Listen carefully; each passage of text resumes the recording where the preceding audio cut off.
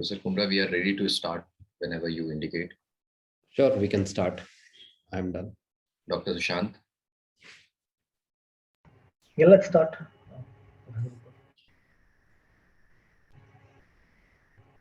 Thank you very much, all of you, for joining us today on Saturday evening. So we have with us today Sushant, who is a strategist and practitioner with over 20 years of progressive experience in steering large strategic initiatives involving cross-functional international teams, leading large transformations and heading operations excellence teams. Sushant is currently working with Ericsson as a director. His area of expertise is operations excellence, IoT, and digital transformation. He is based in Gurgaon, and by educational qualification, he has studied electronics engineering from NIT Allahabad, and then did his MBA and PhD from IIM Lucknow. Now the man of the hour, Professor Rajiv Kumra. I don't think any amount of introduction can justify his grandeur teacher and researcher. He is 9 times Best Teachers Award winner by thousands of students' choice at IIM Lucknow and beyond. He is an author of several case studies that are published by reputed HBS that are now part of curriculum of many academic courses. He has been on board of several startups that are now flourishing and claiming to be the part of Indian incorporation. Thank you, Professor Kumra, for joining us today. I now invite Dr. Sushant to pick Professor Kumra's brain and let us learn how he does what he does. Sushant. All right. Thanks for having me, Professor Uppal. And let's start with something Professor Kumra is most famous for in the entire IIM fraternity, this 9-time awardee for the best teacher. So we want to really hear your secret recipe today, Professor Kumra. How do you manage to, achieve this incredible feat? Okay, am I audible? You are, so yes. Okay, so good evening to all of you, and special good evening to Professor Nishant and Dr. Sushant for inviting me for this webinar series of IIM Lucknow. And I am really thankful to Professor Nishant for such a lovely introduction of mine. I wish my wife was here. She should have heard this. Anyways, going forward, how I get an award is a question, if I have got it correctly. So to start with, I think I am blessed that I had mentors who mentored me when I started my career in a right way. I think so credit goes to them who allowed me, the senior professors who allowed me to sit in their classes and learn from them and then improvise on my own method. To give it a structure, how do I get an award? I really don't know whether is there a recipe or is there a code, because everyone says what kind of code have you cracked? That is a joke which my faculty always ask me. My faculty colleagues always ask me, what kind of code have you cracked that you get an award and you're not allowing anyone to get it? I will not say that I've cracked a code, but I can definitely share what I do in the class. I always distribute a course into or a teaching. This is for who want to teach or who wish to teach. I always distribute teaching into 2 parts. One is what I call as hardware part of it, and the other is called a software part of it. So the hardware typically consists of the knowledge which you bring to the class, the kind of content which you bring to the class, and how practical it is. And the software part, I always say, is how do you deliver the course. So what I have realized, because I was also a 3-year executive MBA placement chair. So while interacting with the industry, I realized that there is a gap, there is a visible gap. So I thought, can I plug it? I realized that the faculty at our place is doing a great job and all of them are highly learned. But what I realized is that when students are appearing for an interviews, there is a feedback which was getting constant as a placement chair, which I got was, your students are theoretically ready, but they are practically lacking, which meant that they are understanding a lot of concept, but they're not able to apply it. So I understood that as a professors, if we can plug this gap between academia and industry, if we can create this bridge, that means if we can translate whatever they are learning and connect to the practice, possibly we can do a great job. That's how I started creating my course. And one of the very popular course which I ended up creating was Applied Marketing Strategy. The name itself is applied, so it clearly depicts the content. The Content is quite practical. So I think IIMs have a great faculty and a great knowledge base, especially IIM Lucknow I can talk about. When it comes to the software part, how do you deliver? So I feel many of the faculty believe that getting nicer to the students or being lenient to the students is what can get you the best faculty awards. That's not the truth. I don't think being a lenient, you can get a populist, you can be populist, but they will never respect you because students are very smart. They can see through you. They can see, are you delivering a value or not? So what exactly I mean by software is how do you deliver a content? So when I say delivering a content is connecting with the students. I have my own method. One can devise their own method. My method is that I never use PPT. I'm a very traditional teacher. I never ever use a PPT. I pick up a chalk and write on a blackboard. And I tell students that I am teaching something which is very practical. You will not find it in a book. Because as a professors, we are competing with another kind of social media. For example, a student has a liberty to open up a Facebook or LinkedIn or any other apps like gamings in the class itself. So as a professor, we are not competing with anything else but a social media, which is definitely very attractive. So how do you get an attention of a student? So are you keeping them engaged enough? Are you throwing questions in between which is challenging them? And are you, so there is, you have to use a lot of psychological principles also. When I'm using a chalk and a board, and I tell them that what I teach, the content part specifically, if I go back to what I was saying, the hardware part of it, I do not teach what part. I usually do not teach what part. So what is, for example, a definition part of it? Any theory, if you're teaching, possibly they can find it better theory on the internet because they can research it and find it out. But what they cannot find is how to do it. That is the operational part, how to execute that very concept, how to actually implement it. So if you can bring that knowledge, either by learning yourself and then using with the class or bringing your own experience to the class, because for example, I am blessed, I have worked in industry for quite long time before I switched over to academia. So I bring my own experience, I bring my consulting experience, I consult a lot of companies. I'm sitting on approximately 11 companies board. So I bring those board experiences to the classrooms and then tell them that, look, this is what you have learned. And this is how you can now relate with the practice. So when you can explain that how it is executed, how the ad is made, how the social media campaigns can be created, how do you analyze the social media campaigns, how do you do a segmentation in practice, not theory, because you'll see, I'm just giving a few of the topics. If someone is from marketing, they will appreciate what I'm talking.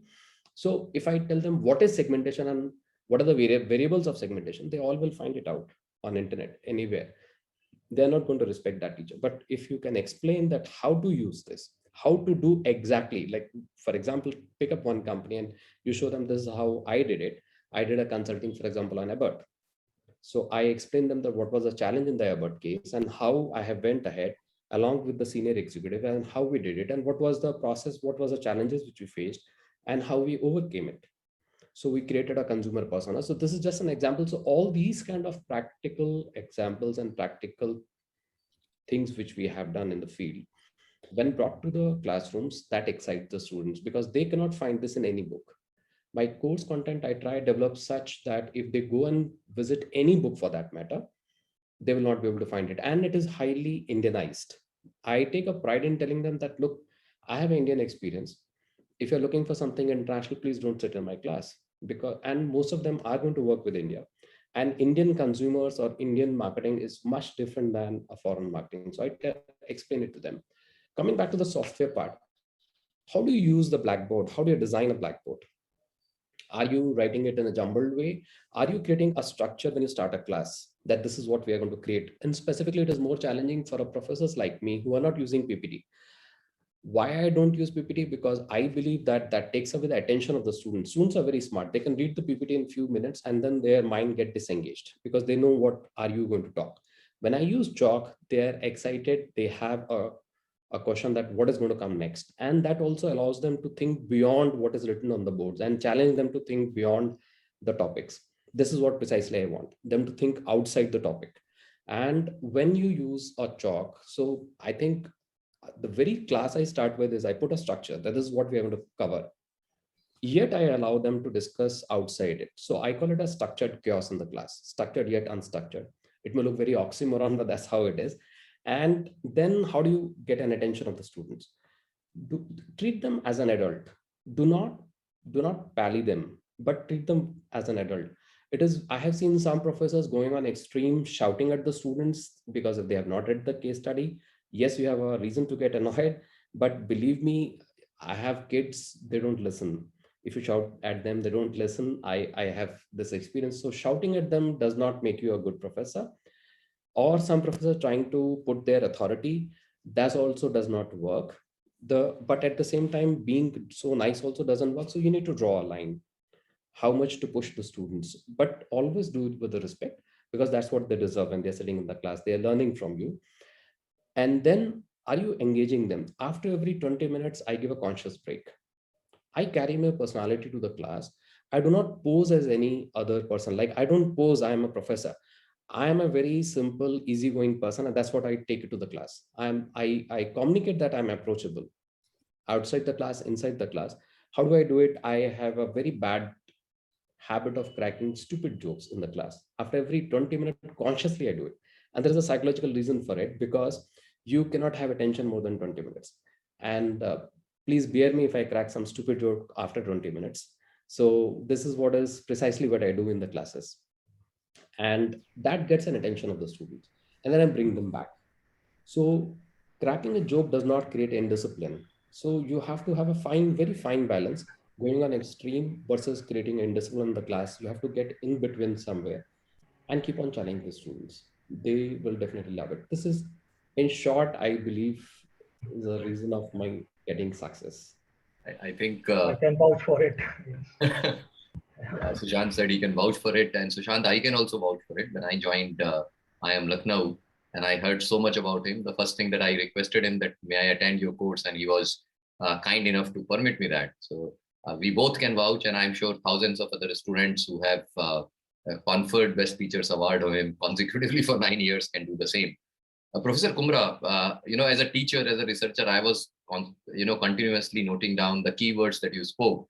While I have many, software and hardware and also structured chaos, I would like now you to direct this entire forum to let us know that, one, you have written several cases. I'm referring to the hardware part that you were talking. You have written several cases, and you also use multiple other cases which are not yet written. And you also use the cases from variety of other sources. And you are also a consultant, and you also have industry experience. Now, can you share with us, how do you choose the content for the class? How do you ensure that this is most relevant one and the useful one for the students? And how do they appreciate it?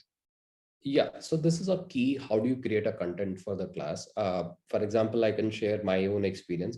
I teach an elective called as Applied Marketing Strategy, and I teach to two different set of audiences. One is a PGP, also an executives or the senior executives.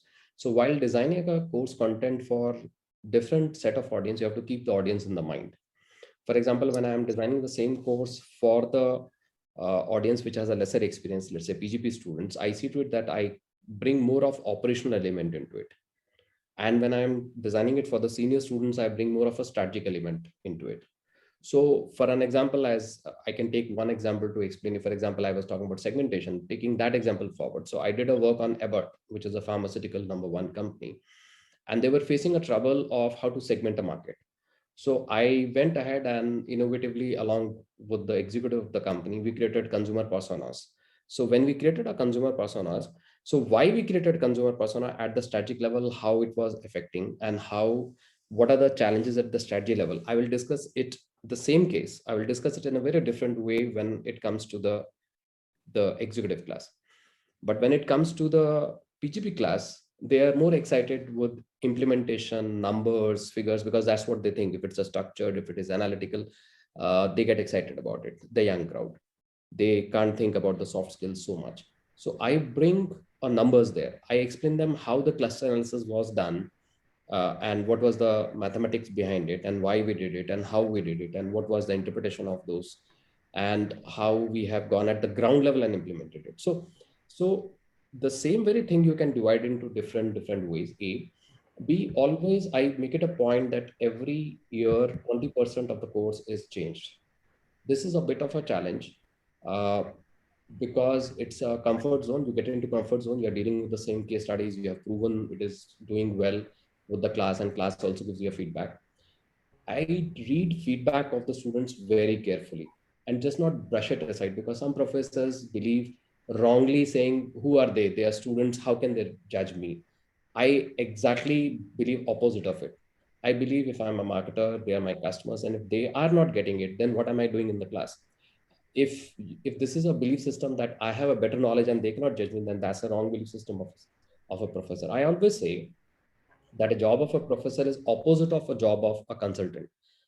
Consultant makes a simple thing complex, and a good professor is who can make a complex things as simple as possible. So if you're a good professor, if you walk out of a class and student says what was so good in it, इसमें क्या था, मतलब this was a common sense, ये तो बहुत common sense है, you have done your job perfectly right. If student after you walk out of a class and says this was very common sense, इसमें कौन सी ऐसी बड़ी बात थी, you have done a good job. If you are trying to create a complexity in the classes, you are actually moving away from your job. Is a very precise, because I have seen some professors, in order to, because they have too much of knowledge, they unnecessarily complicate the things instead of breaking it into a smaller part. So I see to it that the content which I am creating, what is the, so one is what will come in the content, the topics which I am talking. So topics divided as per the background of the students. A, B, 20% of it getting changed every year. So which it's a challenge. So how do I do it? I meet industry executives constantly and ask them that in this particular field, for example, digital is coming up. So you'll see if you look now and my previous, so I have included two different cases, which is, for example, LDC, which is a digital conversion product. It is published on Harvard Business. And I have also included a Bombay shaving cream last year, and this year I've included LDC. So every year so Bombay shaving cream is also a case which is on digital. So because the world is moving towards digital. So as a traditional professor, if I keep on teaching the same thing which I was teaching, I am not doing it justice to it. So am I changing the content which is contemporary in nature by talking to the industry is key. Then secondly, am I using it and testing it before I take it to the classes? So if you're changing only 20%, you have a leeway. Even if you fail, there is a not that much of a trouble. So So you've written so many seminal case studies. Is there any one case study really close to your heart you'd like to oh yeah, talk so about? I think that's the advantage which I have. I never take a cases where I'm not comfortable. So I hardly take any of the other authors' cases. You may call me as eccentric or whatever, but that's what I tell my students also, that I will teach from my experience. So I take only those cases which either I have written or are unpublished, and those cases are purely based on my own experiences, working with the company, where when I was working with the company, or my consulting experiences.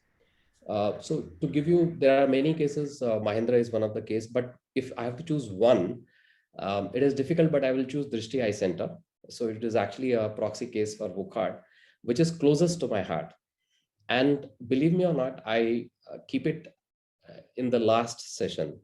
So you have not asked me, but I will answer this, why I chose this as a best case. The answer is very simple, because I am a protagonist in that case. And this is a case when I started my own career. I got into a corporate politics and did a lot of goof ups. So I'm not seen on a good light in this case. But this was a life-changing case for me. And I have disguised the names of the characters in this case. Believe me or not, when I discuss this case, I have seen emotional reactions coming from the students, because I am just not teaching a case, I'm living that case. I come across a lot emotional, and I get exposed as a person. I am not seen in a good light, but yet I discuss that case and I disguise the name. And in the last, I disclose it. The moment I say, I am Sharma and I was the one who was heading the union and I did a lot of wrong things at the start of my case, believe me or not, instead of taking me in a bad light, students stand up and give me a standing ovation. Now, why is student giving a standing ovation? Because you're talking from the real life, your own experience you're sharing. Possibly students are so smart, they can read everything in the book, everything on the Google. True. But the experience which you are bringing, the life experience which you're bringing to the class, they can never get it, and they appreciate that.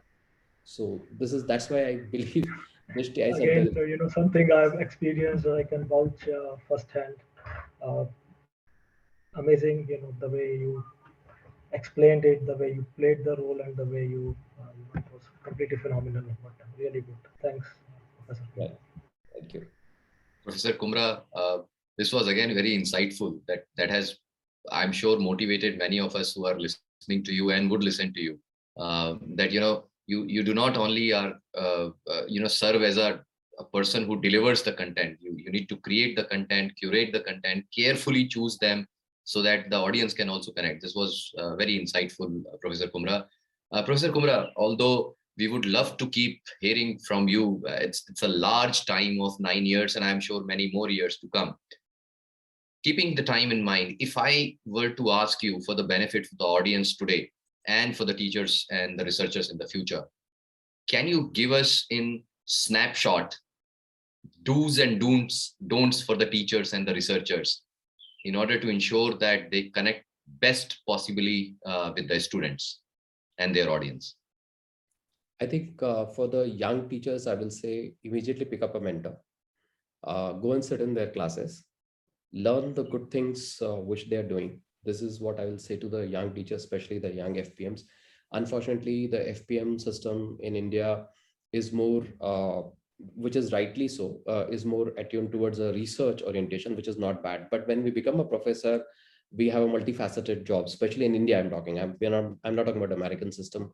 Here we have to do administration, we have to do research, we have to also do student engagement, and of course teaching is a key. And then so henceforth we also need to become a good teacher. So during your FPM days, it is better that if you sit along in the classes of a mentor. Network is a second thing which I will tell, because as our professors, what is happening, we are in our own world, which is not bad. We write researches, we quote each other, but it is good to also connect to the industry. Minded, they respect you a lot because they want to hear you, because we carry so much of a knowledge. Unfortunately, we're not sharing it with the industry. So, and it's a two-way process, because you will be invited to the board meetings, you'll be invited as a consultant. You may do a free project if in case they are not ready to pay, but still you should do that. You can get a chance to write a case studies. So there is a lot of learning which can happen. You can even sit and discuss the same very topic which you're discussing in the class with a practitioner to understand the practice side of it. So I think going and meeting industry professionals continuously as a conscious thing, and networking on the LinkedIn to talk to them and find out. But when you network, always it should be a two-way process. That means share knowledge and then extract knowledge. Apart from that, I think soft skills, that means a bit of understanding of a psychology of students is mandatory. Unfortunately, this is so much so for the professors in higher education, because unlike teachers which are blessed, who go through B.Ed and they are taught how to handle students, we are never taught how to handle students. And unfortunately, we are handling senior crowds. So we need to understand how to handle students. So that study we must do as a teacher when we enter into a classroom. And always challenge yourself. You're not competing with anyone, but with yourself. And always read feedbacks of the students very carefully and respectfully. So these are some of the things which I will say. Rest, everyone is knowledgeable. So I will not talk about the knowledge and continuous studies that everyone, I'm sure, is doing. Thank you, Professor Kumra. Now we open the forum for discussion. People may send their questions to the chat box. That's allowed. 2 questions have already come, and these 2 questions are quite relevant to at least appearing to me and mine. And Professor Kumra, one of the question comes from Himachal Pradesh. I don't know where all the people have joined us today from. So the question is, should we make the students responsible for novel topics? I'm trying to paraphrase this question to some extent. If I have a novel topic to discuss, should I make the students responsible to begin the course of discussion in the class rather than I begin the course? Rather, I ask the student to make the presentation on the novel topics and then add material to it. Yeah. So I will share an extreme example of some professors and then possibly answer it. So I have seen very various wrong ways of discussing cases or novel things in the classes. For example, a professor gives a topic or a case study to the novel topic or a case study to the class and says that you have to make a presentation and preparation. which is okay to some extent. But what happens if it is a 1.5 hour class and the student is making 1.15 hours? That is only 15 minutes left, only a presentation, and different groups are making presentation and they are debating among themselves, and the faculty is adding a value only in the last 15 minutes. So encouraging students to make a presentation so that their participation increases is a very good way of approaching the class. But at the same time, students always discuss after the class that what has the professor added. So if you are giving a novel topic, minded they will do a research and they have read the topic and they have done a secondary research. So can you bring something which is not there on internet, which they will never find on internet, and which you can explain to the class, will make the class more engaging and more, you will gain more respect in the eyes of the students. Because if you are only going to talk what they know already, because it's a novel topic, so just giving a novel topic and trying to outsource the uncomfortable job of updating ourselves, because some professors do that, is not a good idea. But yes, giving a novel topic to engage a class and yet adding to it which they can never find anywhere else is a very good idea. Good. I've answered. Yeah, Absolutely. absolutely. So there's another question from Indor.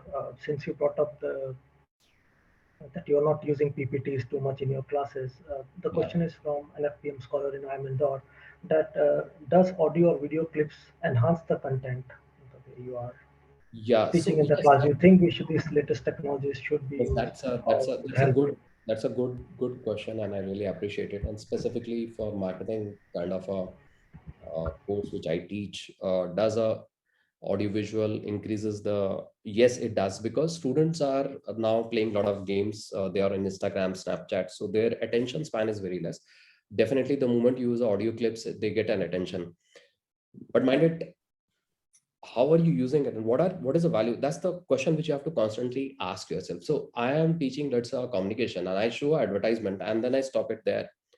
So if I'm using it as an illustration, as an example, that's not very good enough, because can you decipher the advertisement? Can you dissect the advertisement and explain how it was made, why it was made, and the way it has been made, what is its effectiveness has been captured, and how good or bad it is? So if you can bring those dimensions, then AV clip is good, but only for creating an amusement in the class, because it gets an attention. Maybe once a while it's okay. After every 20 minutes you want to have it, but loading it with only advertisements or those AV clips can be a backup, can help you. You want to bring some, let's say, a speaker who has taught, who has talked on the same topic, and he's a Nobel Prize winner. You want to give his clipping for 2-3 minutes, very good addition. But balancing your class only on AV clips just to get an amusement value, I don't think students will appreciate, because they can see through it. So getting an attention, yes.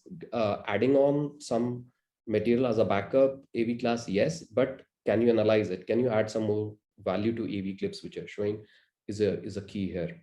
But is AV clip good to take to the class? Yes, indeed, you should and you must. Every case study, for example, I discuss a case study of Mahindra and Mahindra. So whenever I finish, I have changed their advertisement. I help them change their advertisement. So I do show and tell them. By that time, they themselves know why I have helped Mahindra Finance change their advertisement. So they know the background. They themselves appreciate it.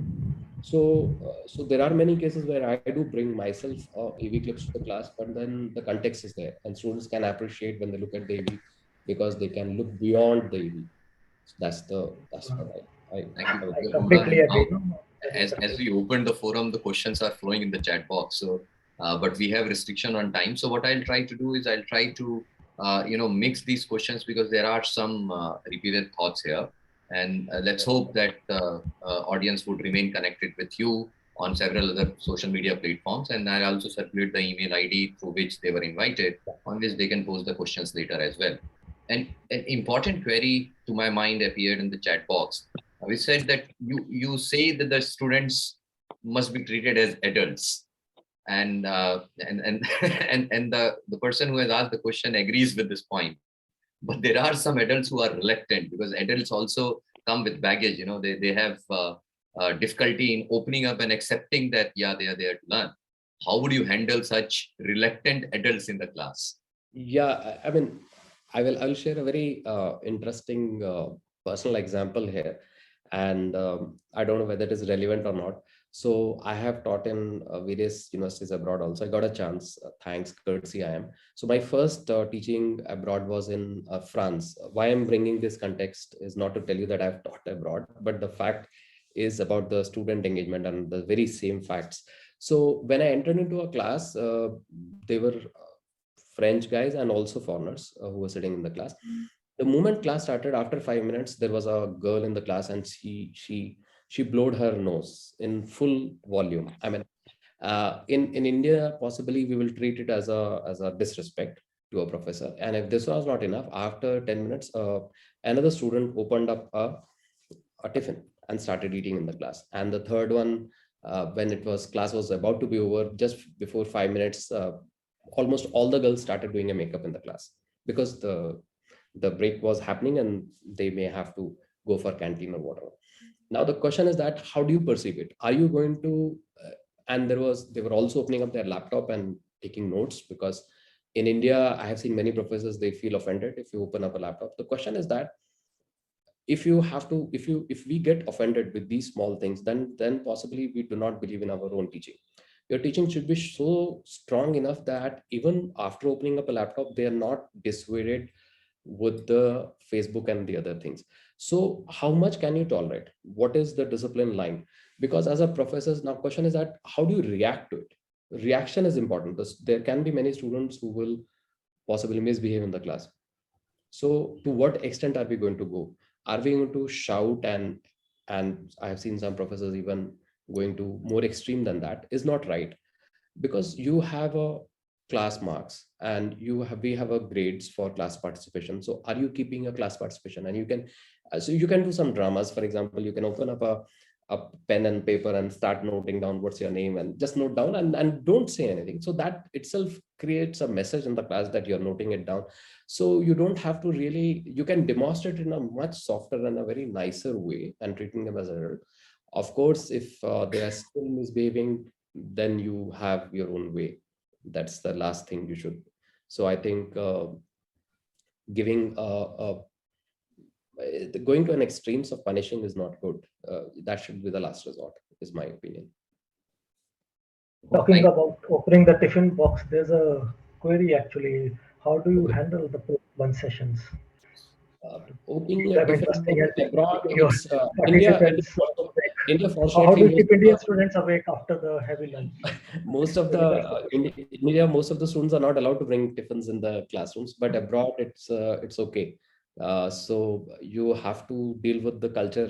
So it was okay. I just tolerated it. The question is, after lunch, how do you handle the Sir, pardon, I am asking the question. Sorry, sir. Actually, this is Rashmi from research scholar of IBCS, University of Bhubaneswar. My question is that, sir, when after the lunch session, when you used to take the class, actually that time we face a little bit problem that to create attention. So I want to know from you how to be a class interactive one, because I thought you are having very good explanation previously. So please have some idea. So yes, it's difficult to have after lunch sessions. So it is how do you make them engage? So to make them engage, I usually crack jokes. It's up to you. How do you? This is my way. So I always crack a joke. For example, if it's a post-lunch session, I always say that I have got the toughest job to make you awake. So I start my session with this only, that that it is a difficult job I have got is to see that you are awake. And then after every 15-20 minutes, you should crack some joke. I do it at least. You can find out your own way so that they're attentive, because otherwise there is a biological reasons they will feel sleepy. So you can give them some exercises, more exercises, so that they're engaged. Their cognitive skills are engaged. They are not just a passive listener. Do not do too much of lecturing after or lunch hours classes. So if you do too much of lecturing, so find out a way, different pedagogical way which can make them alert. It can be a role play, it can be a case study discussions, it can be an exercise which they have to do in the classes, so that they are involved more or their input is more than the professor input. So that will keep them awake possibly. Absolutely, sir. Thank you so much. Give them group projects, small group projects, so they are discussing, they are not sleeping. Very good. Okay, sir, I'm a little mindful of the time now, and we should wrap up. So Professor Uppal has already put in the email address. If you have any further queries for us, you can post them over there. But let me wrap up then. So again, I like to share this unique privilege that I had to be the first doctoral student of Professor Kumra. I think from the very beginning, when I approached him to be my guide, I think two things that definitely stuck me, and we thought are needed by when we do the research. But the first one was that it has to be a relevant, cutting-edge technology.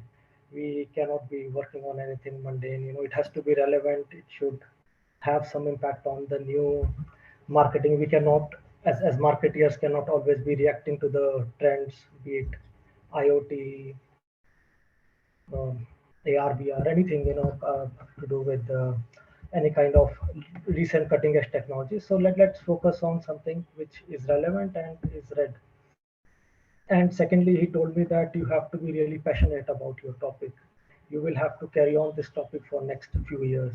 If you lose that passion that you had at the beginning of the research, then it will become really tough, to carry on and to complete. And across IIMs across the globe, usually there's a lot of high dropout in the PhD. So from that perspective, again, something I owe to you, Professor Kumra. You stood by me. We completed the research. We could publish some paper, and it was very well received by different academicians and the practitioners alike. Secondly, again, let me also tell you, he has got a patent also on IoT now. Am I right? Yeah, it's under. Yeah, it is under patent. Still not granted, but yes, it is under discussion. Yes. Thanks for that. So another thing, since we're about to wrap up, I'd like to reflect on my journey in IIM Lucknow. I've done both MBA and PhD from here. If you ask me what has been in one word, how has been the journey, I'll say it was transformational, completely transformational, coming from a very technical background and technical mindset, and elevating myself into a very good problem solver, thinking holistically. The complete outlook changes. So and the way it functions, that entire IIM Lucknow ecosystem function, they try to push your envelope. They really try to push your limits, and this is something that I encourage all the participants today. Please go ahead, explore IIM Lucknow site, explore courses that are offered at IIM Lucknow. Try to leverage this IIM Lucknow brand, and try to see how this group, these participants, everybody can help you succeed in all your goals. With that, I'll like to again thank all the participants who took time out on a weekend to participate in this webinar, and especially you, Professor Kumra and Professor Uppal. I wish all the best to IIM Lucknow. Thank you so much for having me in this session today. Thank you. It was my pleasure. Thank you very much to all the participants. The video will soon be available on the social media platforms at IIM Lucknow. Professor Kumra, thank you very much for joining us today.